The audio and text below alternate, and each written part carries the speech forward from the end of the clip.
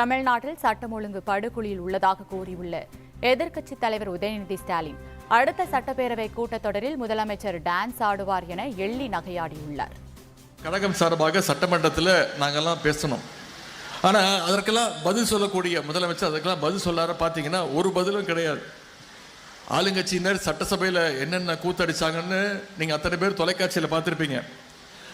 எங்களுக்கெல்லாம் ஒரு சந்தேகம், இது சட்டமன்றமா இல்லை சினிமா தேட்டரா இல்லை ஏதாவது ஒரு ஷூட்டிங் ஸ்பாட்டுக்கு வந்துட்டோமான்னு கேட்குற அளவுக்கு இன்னைக்கு சட்டமன்றத்துடைய தரத்தையே நம்முடைய ஆளுங்கட்சியினர் குறைத்து கொண்டிருக்கிறார்கள். ஆனால் எதற்கெடுத்தாலும் திமுக தான் காரணம் அப்படிங்கிறத ரெடிமேட் பதிலாக இன்றைய ஆட்சியாளர்கள் வச்சிருக்கிறாங்க.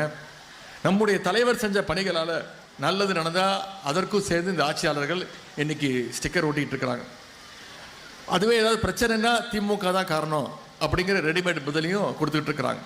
இன்னும் அவர் சட்டமன்றத்தில் டான்ஸ் மட்டும்தான் ஆடலை, அடுத்த கூட்டத்தொடரில் நிச்சயம் ஒரு டான்ஸ் பெர்ஃபார்மன்ஸும் இருக்குங்கிறது எங்களுடைய எதிர்பார்ப்பு.